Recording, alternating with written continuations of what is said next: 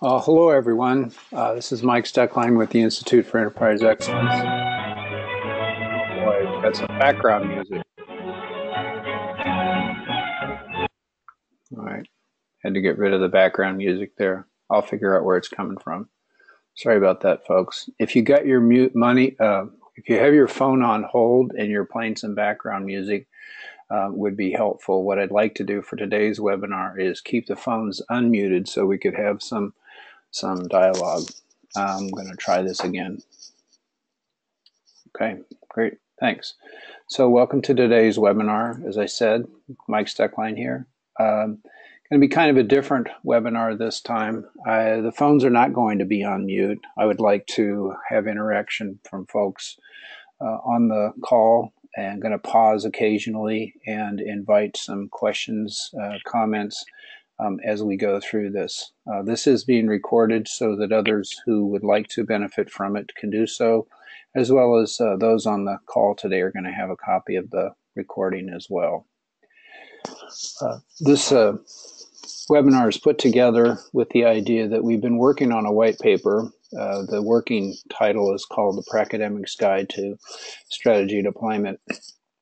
And we start with a definition of what do we mean by Pracademic.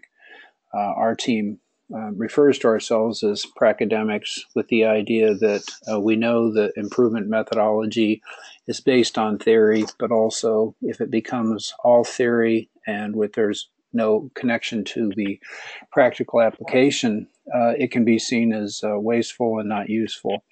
And at the same time, if people are trying to improve using various methods, but it's not grounded on a solid theory, then it also can be taking people off to places that is not where they intend to go. So we try to keep in terms of a pracademic approach, and we use this metaphor of a iceberg where we like to stay on the waterline and make sure that we're connecting both to the practical, everyday, real world examples and continue to connect to the theory as we proceed. One of the books that I really like and recommend that people get access to is a book called Systems Thinking Made Simple by Derek and Laura Cabrera. And in that book, they use an example that I think makes a lot of sense and just want to share it again with folks. It has to do with how we interact with the world and how we view things.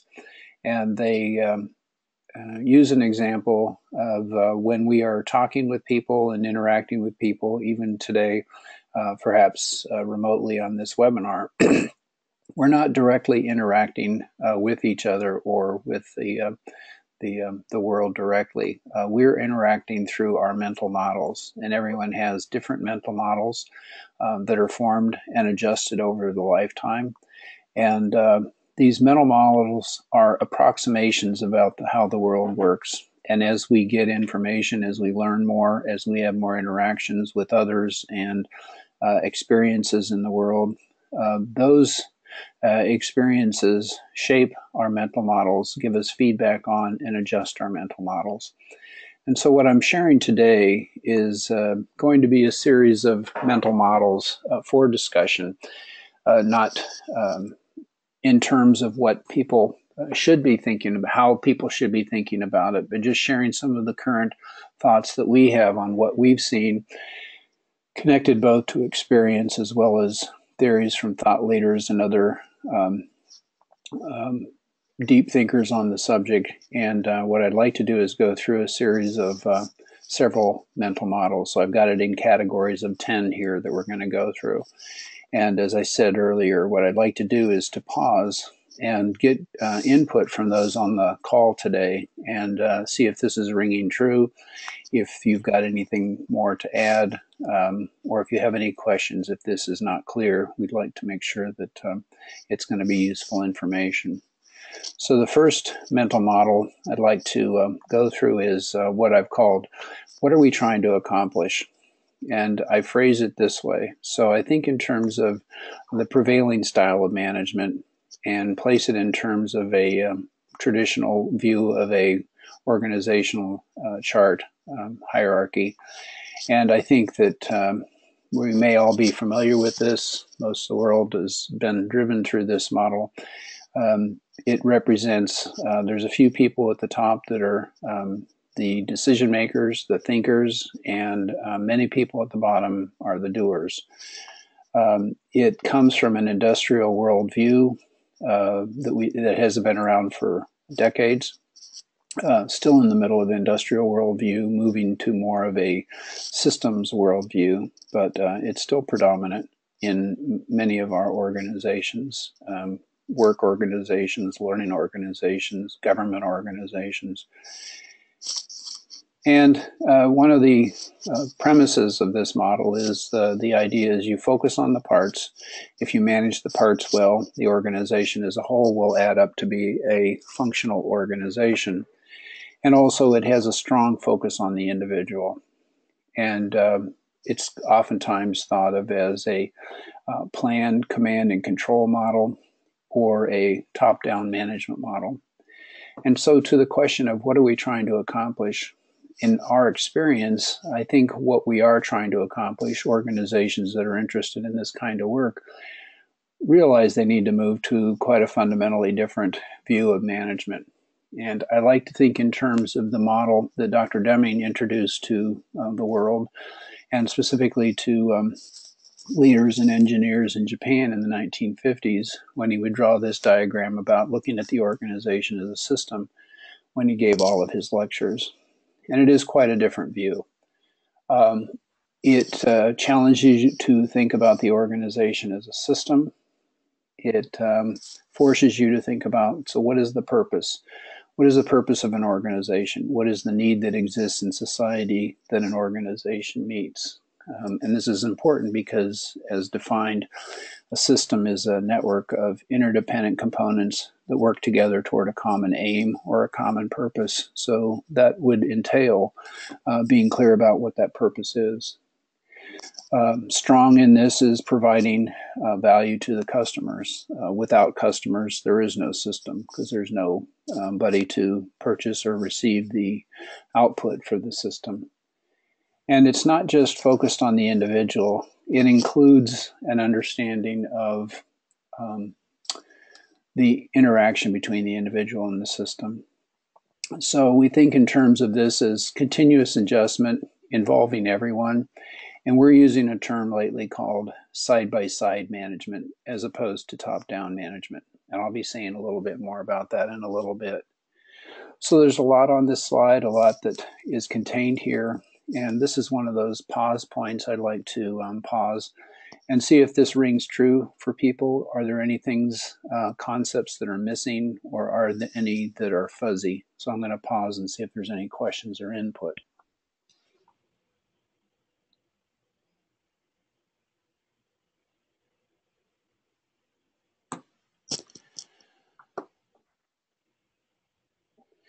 Sounds like it might be sufficiently clear, so I'm going to move on to the next mental model for discussion, and it has to do with that purpose.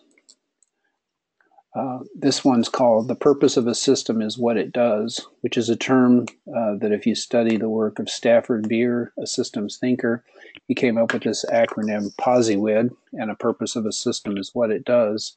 So thinking in terms of systems, every system derives its purpose from the larger system of which it's a part.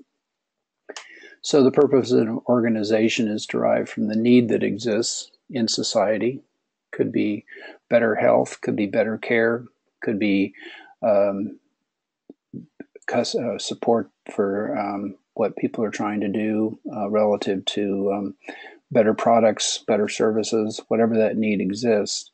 And relative to the organization, then, the purpose of a strategy deployment system is logically derived from the purpose of that organization.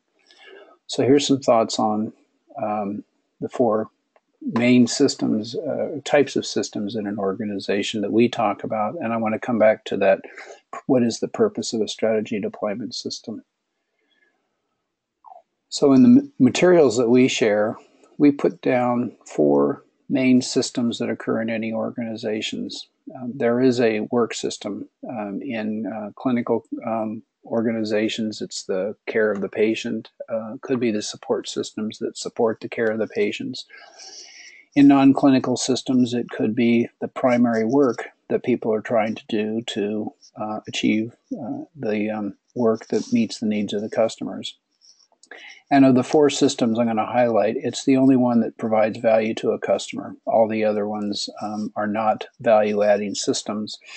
And when I say providing value to a customer, it could be the ultimate end customer, but there's also internal customer-supplier relationships. So these are those work systems that are doing something that a customer needs and a customer values. Now, the other four categories of systems we talk about are systems that align the work around a strategic few priorities. Another category is the systems that enable people to engage in the work and to help them individually to develop, as well as to contribute to the work of their particular area of the department. And the fourth category we talk about is systems that help people to improve. And I've got a slide later on that builds on these, but the point here I wanted to talk about is our current thinking is that a strategy deployment system is one of these systems that helps people primarily in that second category, systems that align and help people to align the work that they're doing. Now, here's some additional ideas on the purpose of a strategy deployment system that we've been thinking about and gleaning. So here's the first. I've got a series of 4 paragraphs here, pretty brief. And so in many organizations, people are working on improving, but the question is, what are we improving? And we think one of the purposes of a strategy deployment system is if people are going to improve things, they should be improving those things that are the most critical, that are connected to the strategies of the organization. Now, a related topic is in organizations, it may not always be clear to everyone or to most people what those few priorities are. And another purpose of a strategy deployment system is to help to clarify what are the most important things that we should be focusing on, and how does everyone know not only what those are, but why are those the important items. The third idea is that in many organizations, there's many initiatives and projects that are going on, and if not done carefully, those are going to conflict and compete with each other, especially if your view of the organization is through that hierarchy view. And so a third purpose of a strategy deployment system is to minimize those conflicts and try to facilitate the collaboration so that everyone can work toward those common aims. And then the fourth concept here is where people find themselves spending their times, and specifically executives and managers in many organizations. They may be attending to the most recent urgent thing, but it may not be the most critical things in the longer term that the organization needs to focus on. And a term we're hearing is, are people playing their correct position? Or do they find themselves doing things that perhaps are not their primary position? Sometimes it's helpful to think about when you're trying to describe something, it's helpful to describe what it isn't. So we've got some thoughts here related to what it isn't.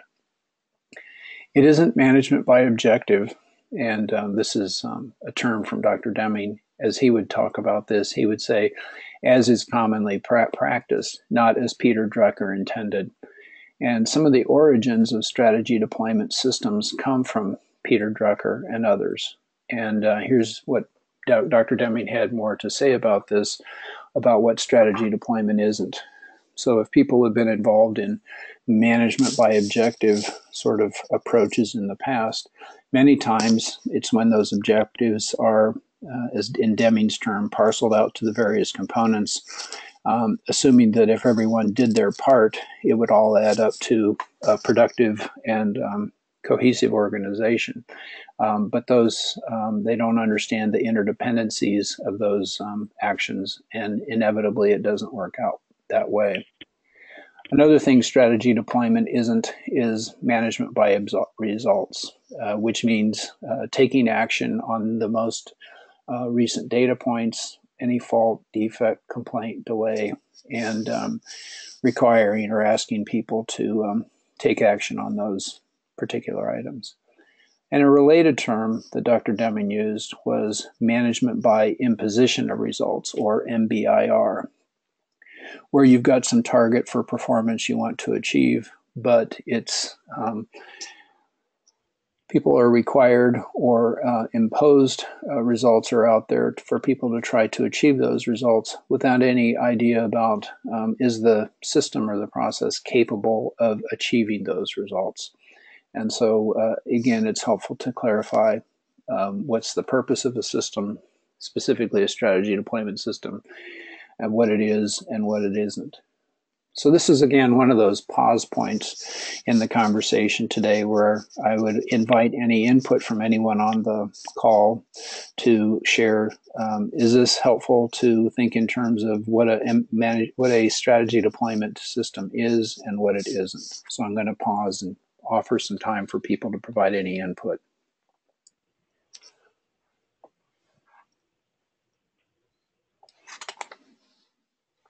Mike, this is Jeff Hunter. Can you hear me? Hi, Jeff. How are you doing today? Good. How are you? Good. I really appreciate everything that you've presented so far.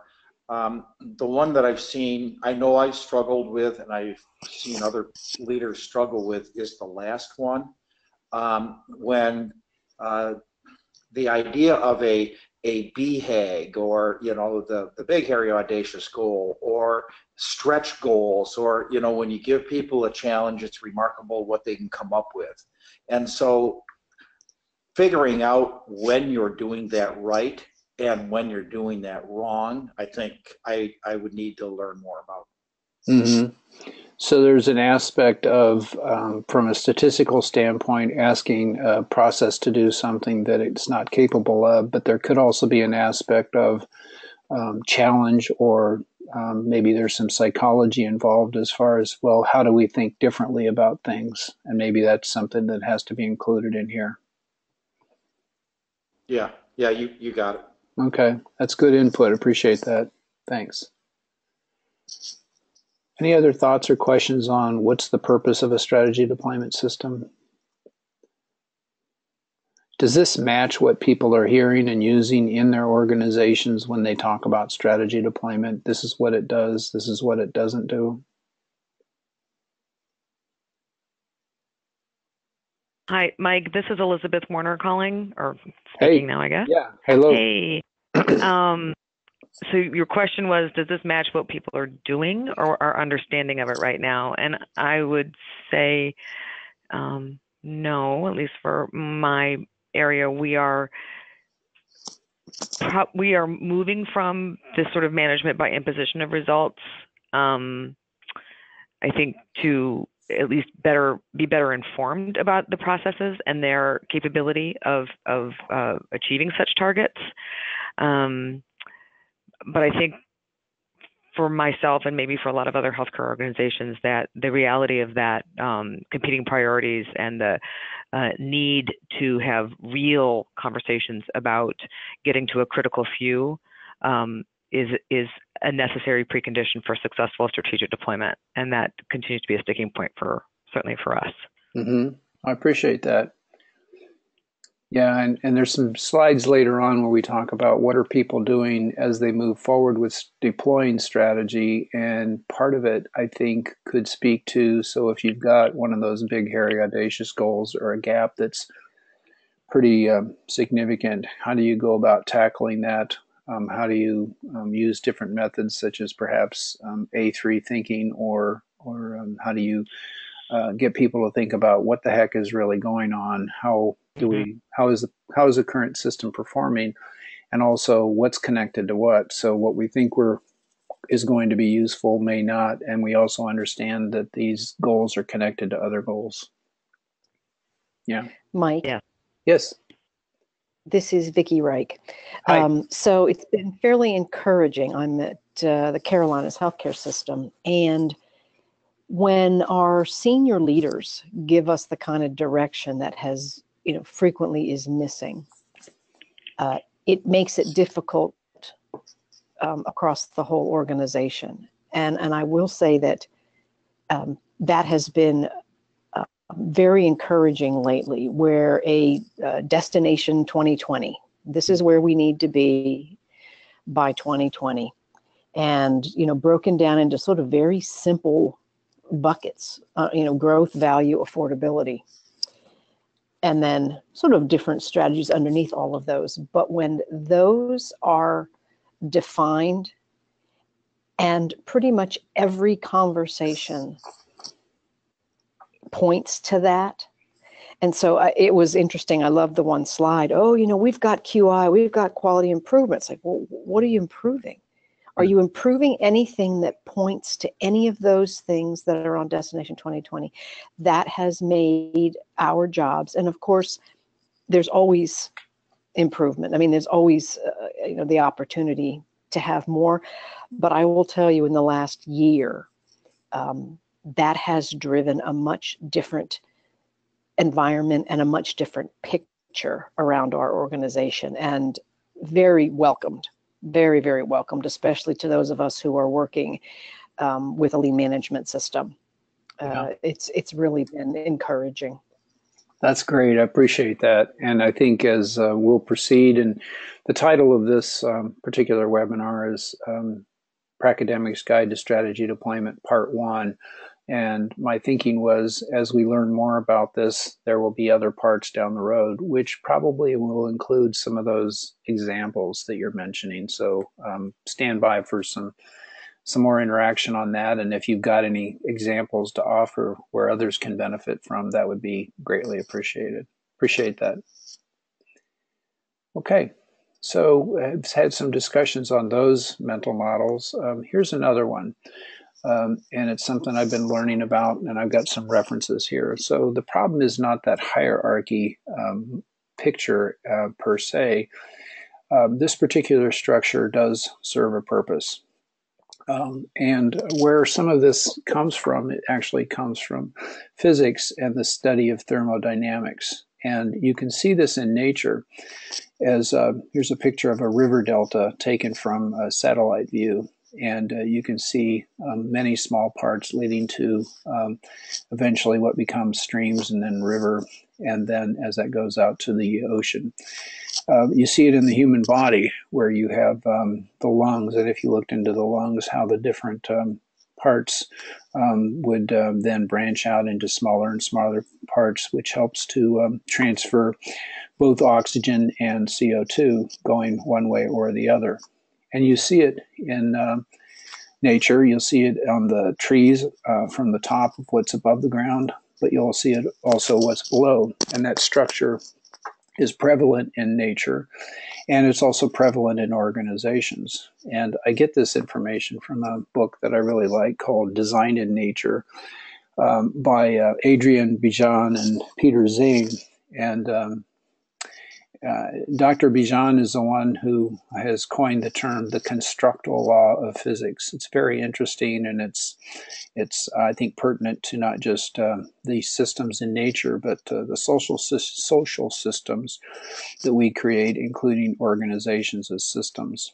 And so as I've been thinking about this, I think that the prevailing view of the organization comes from a command and control view.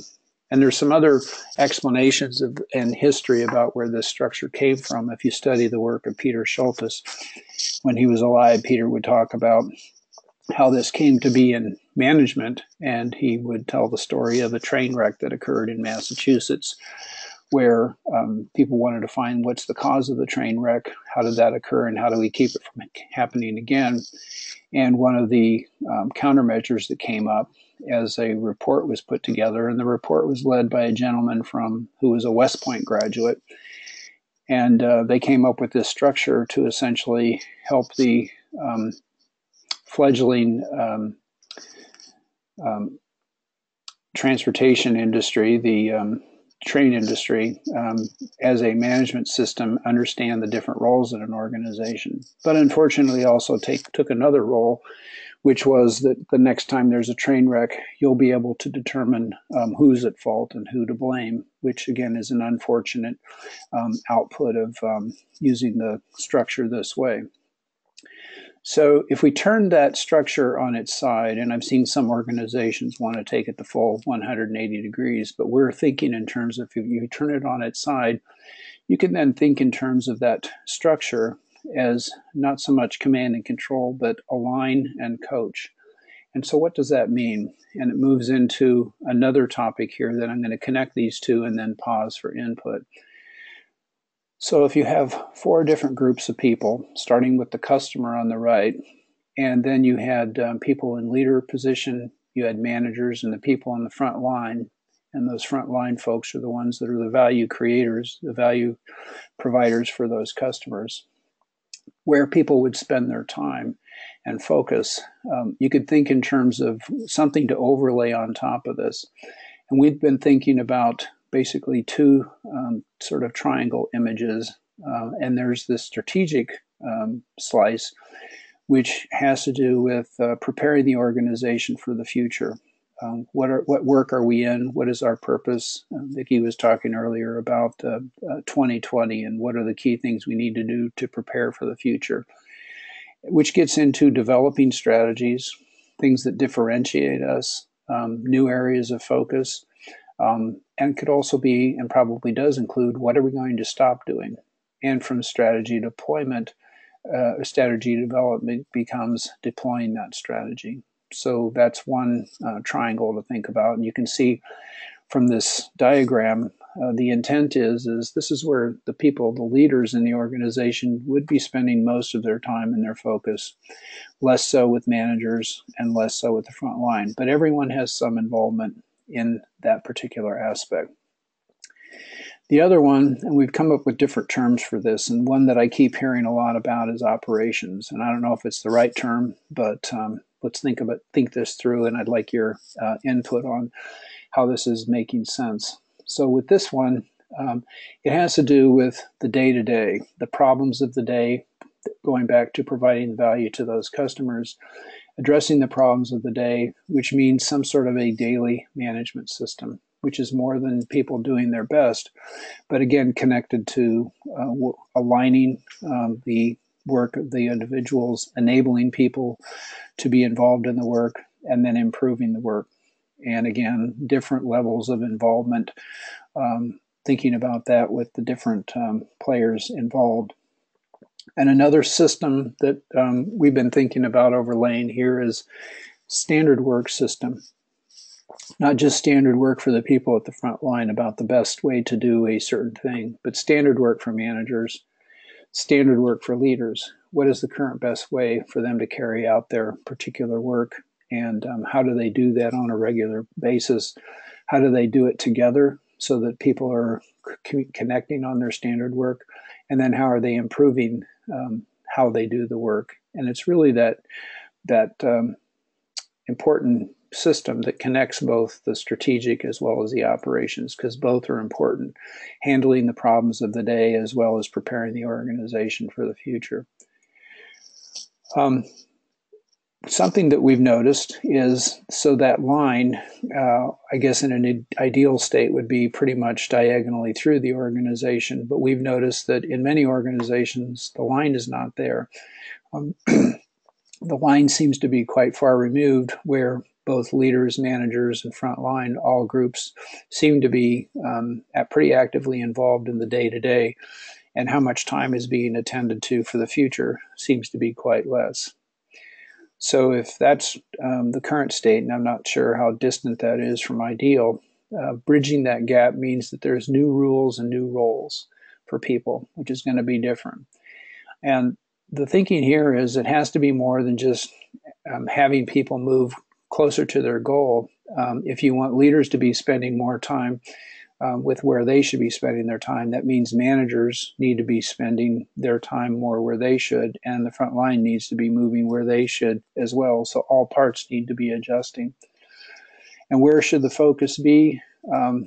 In many organizations, the folks at the front line are pretty good at problem finding, but less experienced and involved in problem solving.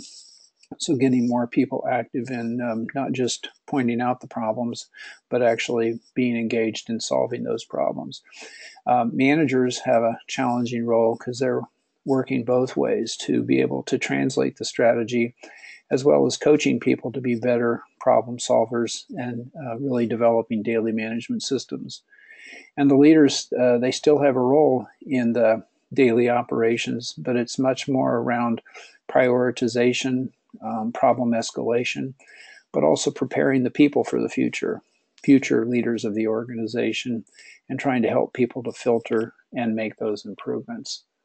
And the final observation, maybe it's fairly evident, but this is going to take time. This is not going to happen over time. So I put two mental models out there pretty quickly, but I wanted to pause and see, is there any input on that? Both the model of looking at that hierarchy structure, turning it 90 degrees, and then thinking in terms of roles and relationships. So again, I'm going to pause and get some input from the folks on the call. Hey, Mike, it's Tim Petrie. How are you? Hey, Tim. Hey, I like what you're showing here. One of the things that I've looked at is actually in that first middle model that you had in turning the org structure on its side is actually putting the leader on the right and sort of in the front of that. So just flipping it around the other way. And instead of looking at, the customers, put the future in front of the leaders, and then the present is your present customers, then where the front line is, because they're more engaged with their present customers, where the leaders should be focused on future. And so it's just taking what you have here and just flipping it the other way. And you can actually do that with all of the stuff that's on this slide. But the concept is the same, but it's really putting the leaders out in front and kind of leading to the future, and the focus of the front line is more present customers and what's going on. Yeah, that's just a thought. Yeah, appreciate that. And if you've got any pictures that you've drawn you want to send my way, we could certainly incorporate that as an enhancement or another way of thinking about that 90-degree turn. I appreciate that. Okay.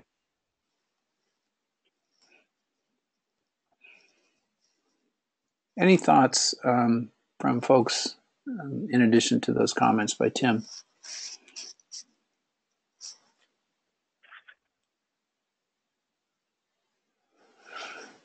As people are moving into these new roles, what are some of the things that you're experiencing as far as what's it going to take to get people comfortable and experienced into these new roles? If you believe these are the roles to be true, what works, what doesn't, as you're trying to prepare people for their future roles?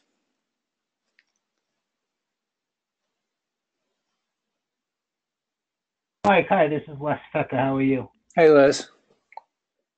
So I think my general comment, which I'm experiencing, is really between the manager's front line, where I think I'm calling it where the rubber hits the road, implementation piece. So we've spent a lot of time educating, working through the theoretical pieces, and actually, doing, changing the management system and deploying that. But I think that, the primary gap really that I see or experience really is on the front line. And what we're really trying to work through is the problem signaling, problem solving portion, to the point where, where the staff actually feels enabled to rectify issues as they come up. And I think it would be helpful to have a little bit more thought fleshed out around that, or maybe how other people do it. In our daily management, in our huddles, and pretty much on a daily basis, we talk a lot about problem signaling and problem solving, but I think it's still more reactive than proactive. And I really think that, our overall KBI is trying to get the front line to be proactive. And so I'm just wondering if there's, any other thoughts around, getting the front line to be proactive so that this model, we can actually achieve it. Mm-hmm. Those are good thoughts, and I appreciate that.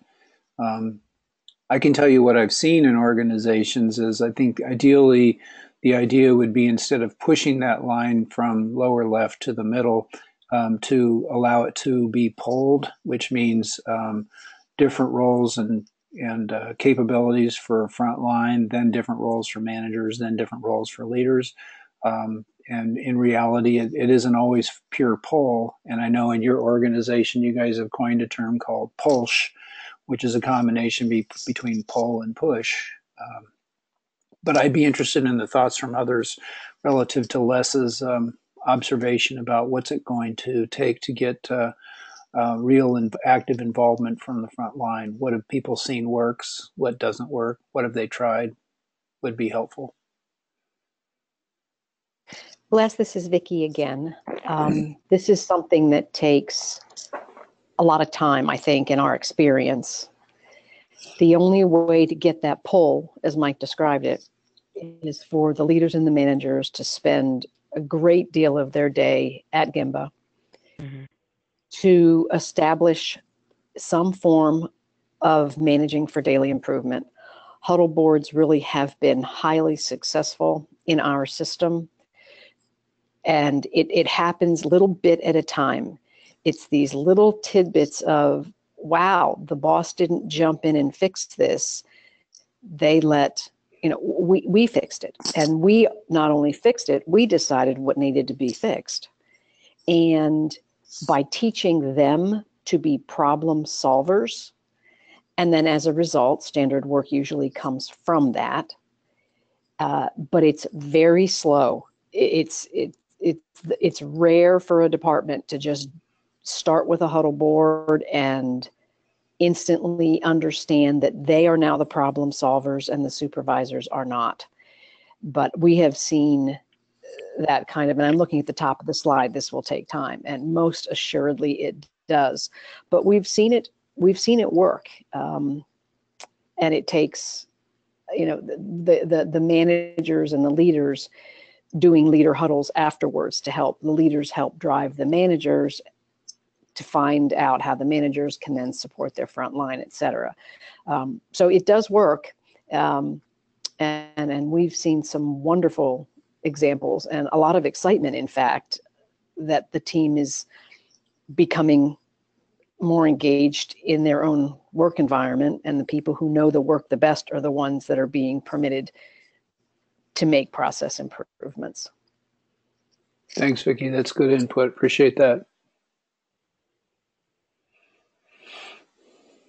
Okay. It sounds like we're going to have more discussion down the road, and hopefully some more people will step up with some examples about how this works. I think it's an important aspect, and certainly something that's going to require some thought and some patience, it sounds like. So I appreciate that. Another topic, and it may be implied, but in some situations when we've seen this, it isn't always clear. And so I've seen other presenters such as Pascal Dennis and others, thought leaders on strategy deployment, make this point very clear up front, that it does require different principles of management, and the mere introduction of tools or methods is not what is really being talked about. Going to our first point today, which is what is it we're talking about? We are talking about different principles of management.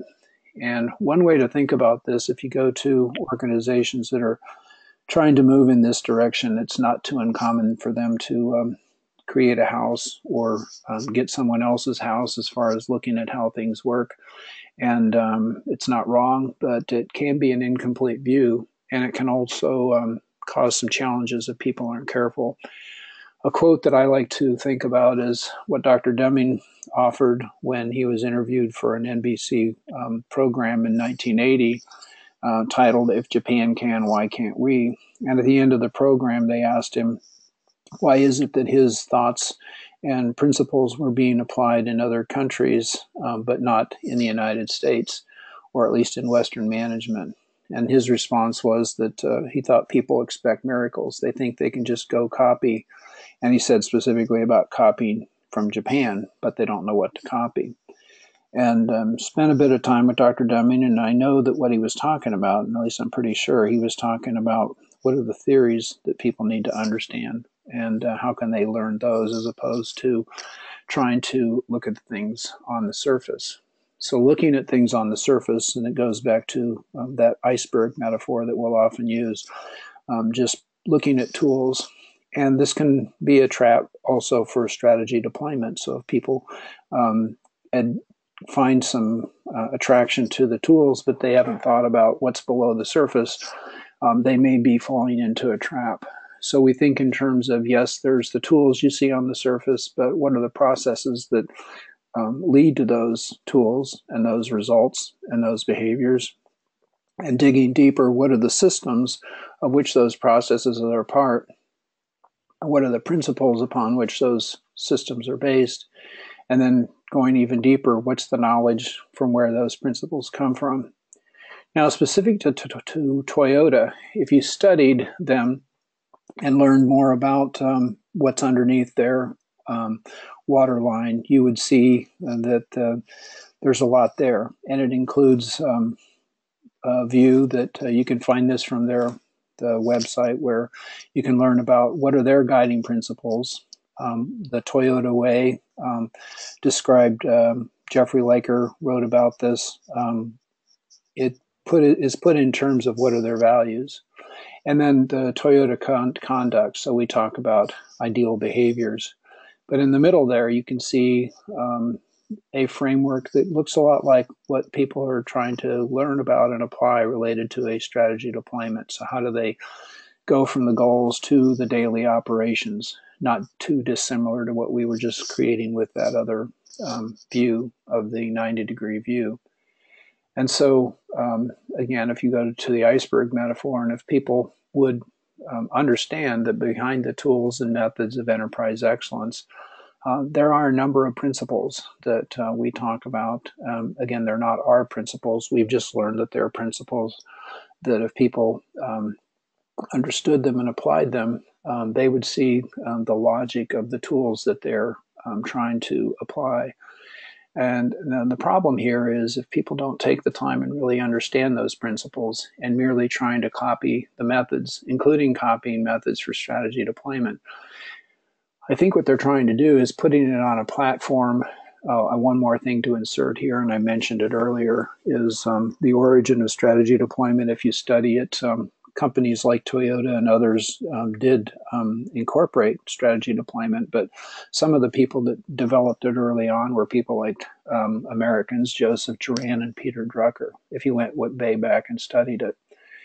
But back to this point, if the current system is based on principles of a short-term focus, focus on results, focus on numbers, focus on the individual, more of a blame and a shame sort of an approach, if the current prevailing style is dividing the organization into parts and managing the parts and assuming that if every part was productive, it would be a productive organization, and then managing from the office, managing from the conference room, and then also this view of being a competition, both outside and inside the organization, of a win-lose. Again, going back to the individual focus and blame. And if that's the platform or what's under the surface for an organization, it's only going to produce outcomes such as these, such as fear, heroic efforts, workarounds in firefighting, command and control, frustration, and cynicism. And it's not going to lead to those things that really need to be, that you're trying to do. So there's going to be a disconnect between that tool or system you want to try to build and what's under the surface. Now, as you study the literature here or spend time with organizations that are doing this, you start to see some radically different mental models of management. And I've just listed a few of them here, from prevailing to better. So what's the role of a boss? Old style, do as I say, new style is to be a coach. Meet the standard, this notion of being done. And then the new world is it could always be better. So how do we make everything better? Pushing the product or the service out versus pulling the customer into the organization, really listening to them and getting their input. A few people at the top and then others implement, but total involvement by all is a different style. Focus on doing, focus on results, equal emphasis on lateral learning. What are we learning as we deploy this, and how do we value that learning? Management from the office, spreadsheets and scorecards versus go see for yourself. That's where you get the real information. And then specialists are the ones that need to be the problem solvers versus everyone needs to be problem solving. So again, this is another one of those pause point where I'd appreciate this particular focus. And it's been around this need to not just do different things such as tools and methods, but really understand the principles that we're talking about here.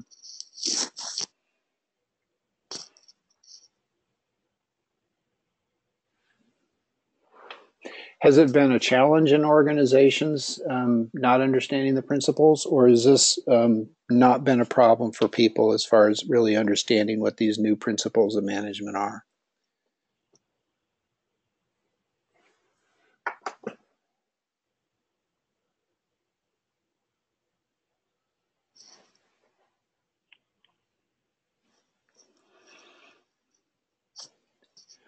I'll assume from silence that this is not a particular pensive issue right now, and perhaps it's one that is pretty clear in organizations. If that's not the case and people would like to share some other thoughts, you can please do so. Mike, I just want to add the prevailing and better. I love the one where it's focus on doing and results, and then the better is equal emphasis on lateral learning. We are struggling with trying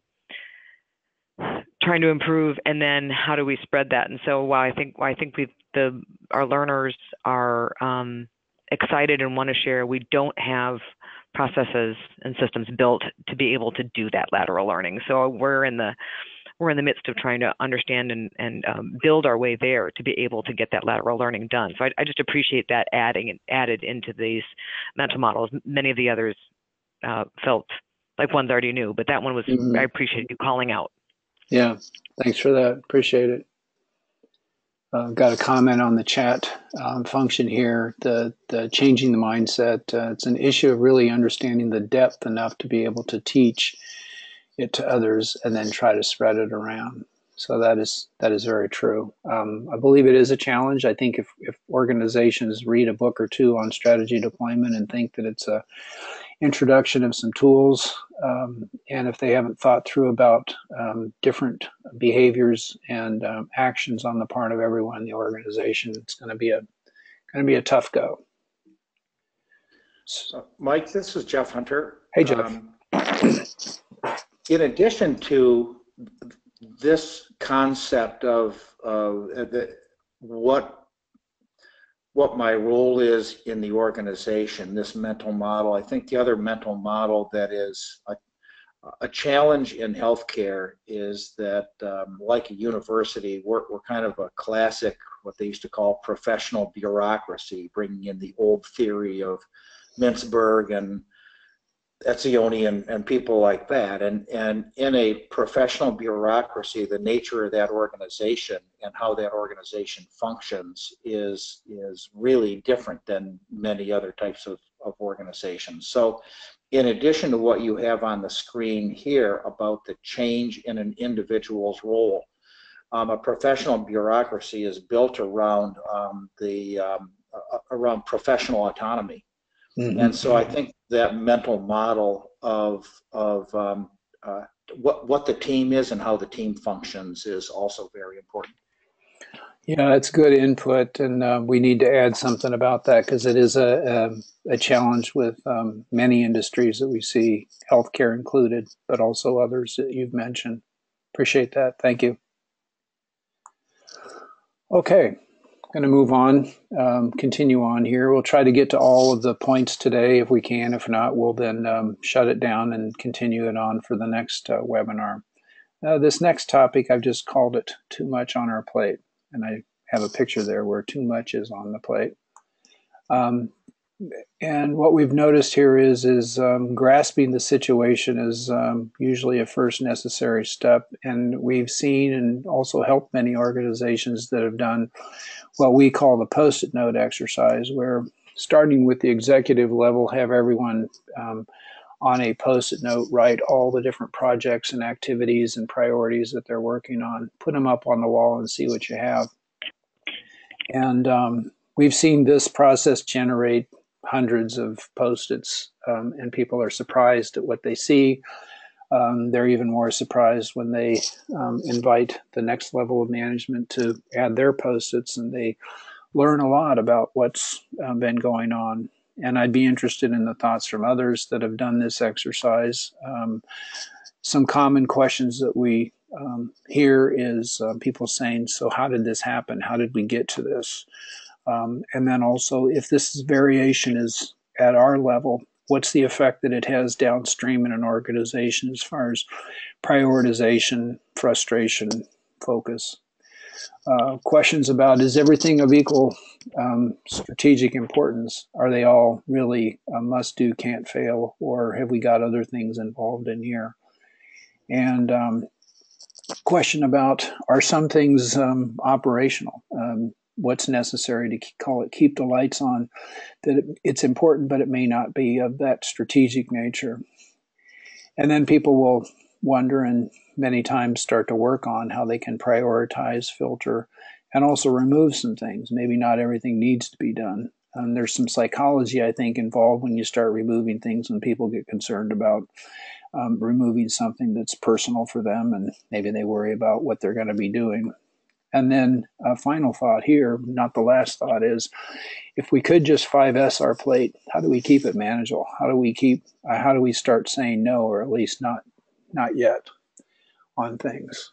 And I'm going to show some other thoughts here, but then I'm going to pause and get input on this idea about too much being on the plate. It's been our observation and our belief that a strategy deployment system can help to address these things by helping people to focus on a few, certainly less than 5 key areas of focus. Helps to sort the strategic from the operational. It makes the current state of the plate visible for all, not just that one-time view, but on a regular view, what all currently is on our plate. Helps to involve the right people at the right time, and it helps to detect unevenness, overburden, and waste. How do you do this? Well, we've seen it done through actually deliberate system design, experimentation, and improvement of a system. And there's a whole separate topic on that we're not going to get into today, but there's a bit.ly link if you want to learn more about that, about a white paper that we wrote. I'll put that there. So I want to pause and actually I'm going to show one more thing. I'm going to show this next slide, which is, here's an example from an organization, some of who are represented on the call today. Friends in an organization allowed me to share this. So as they're trying to design a system, they've gotten very clear about what's the purpose, what are the principles that are going to drive their system, what are the ideal behaviors that they're going to see, and what are the performance outcomes. And then what's the structure going to look like, what are the key tools we're going to need, where are the triggers we need to use. And they have a visual up here. These are the folks from Winneshiek Medical Center, and that's them in their dragon boat. And the idea is everyone pulling in the same direction, all of those oars pulling in the same direction. And you've seen that metaphor with other examples of strategy deployment. So I'm going to pause on this notion of how do you manage that all those things on the plate, and what has people's experience been as far as trying to tackle the challenge. Maybe it's through a Post-it note exercise or whatever, as far as how do you clean that up and then learn to say no or not yet.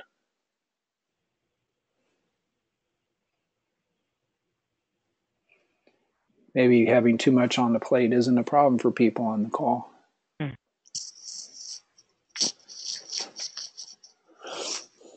How many people, let me just ask verbally, have people done the post-it note exercise where you put the projects up there just to see what's going on? Has anybody done that? Yes.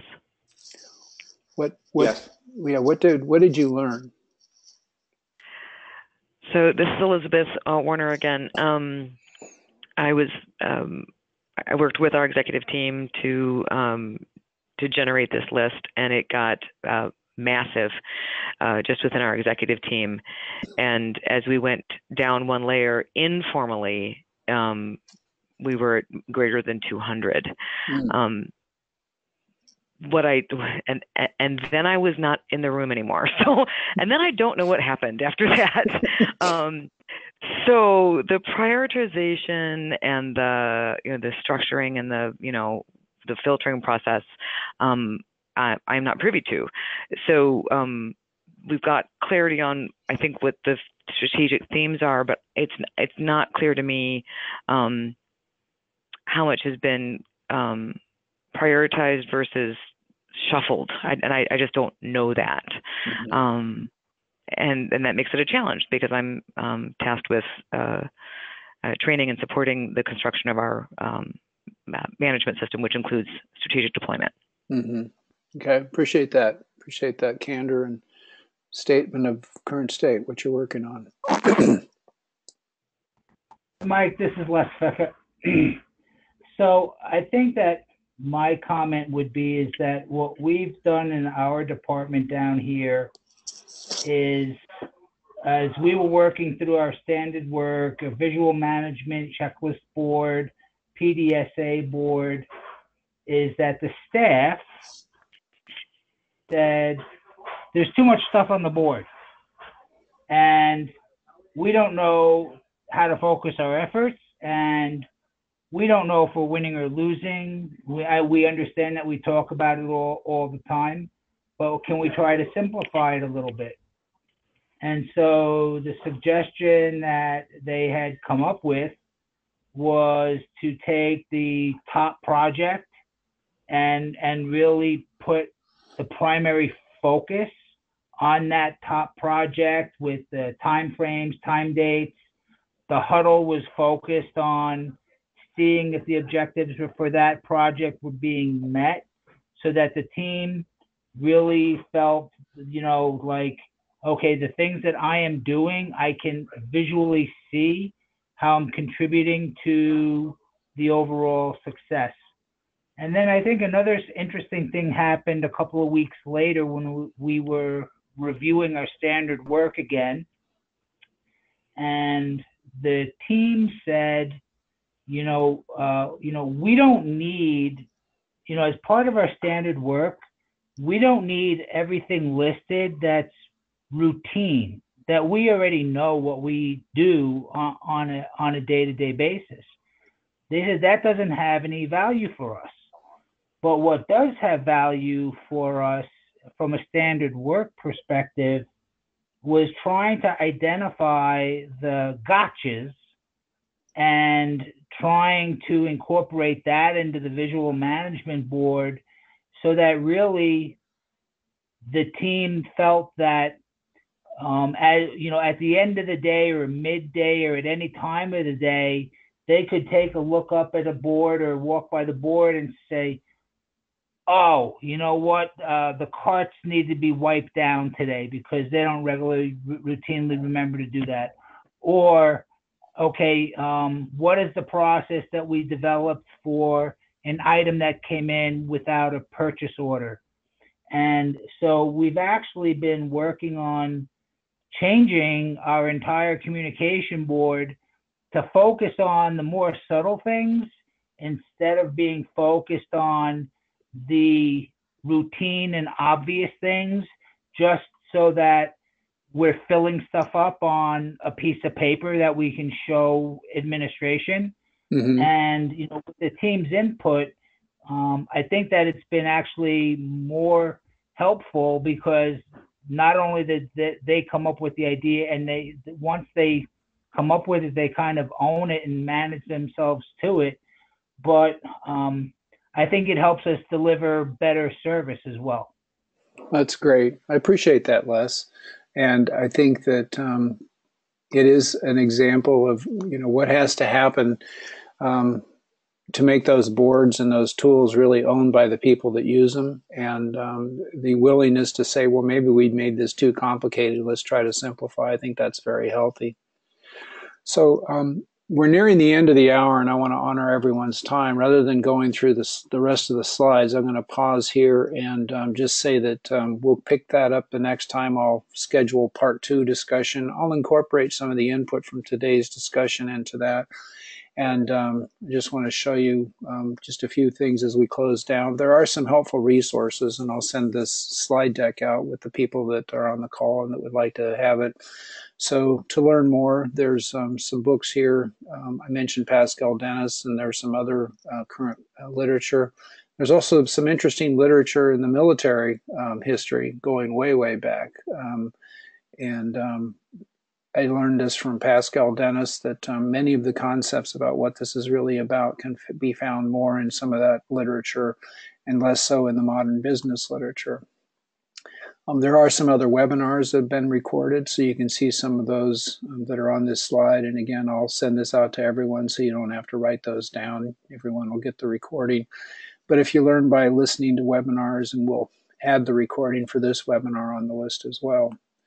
So what happens next? The recording from this webinar moves over on our website over to the webinar recording page. In June, on June the 16th, I've got a presentation by a friend and colleague. He lives now in the Philippines. He's written a book called Unlocking the Habit Code. And I think that's going to be a very interesting conversation. He's going to be sharing about that. In July, a friend and colleague, Lou Fries, doing some work with Lou, and he's going to talk about natural leadership. And we've been looking for compatibility of models between the model that we think about and use and his model of natural leadership. I think you'll find that interesting. In September, Laura Brown from Memorial Care is offered to provide a presentation on leader standard work and what she's learned about what works, what doesn't for her. And I know that's a topic that a lot of people are interested in. And if anyone else has any items they'd like to share or suggestions for topics, I heard a couple on today's call that maybe volunteers down the road would be willing to share what they've learned or what they would like to learn more about. They can do that as well. And then if you want to participate in our LinkedIn group, there's a way you can do that. Just connect with me on LinkedIn and I'll add you to the group list. So I'm going to shut it down for today. I hope everyone has a good day, good weekend, holiday coming up. If you're traveling, travel safe. Hope everyone has a good day. Thanks. Thanks, Mike. Thanks, Mike.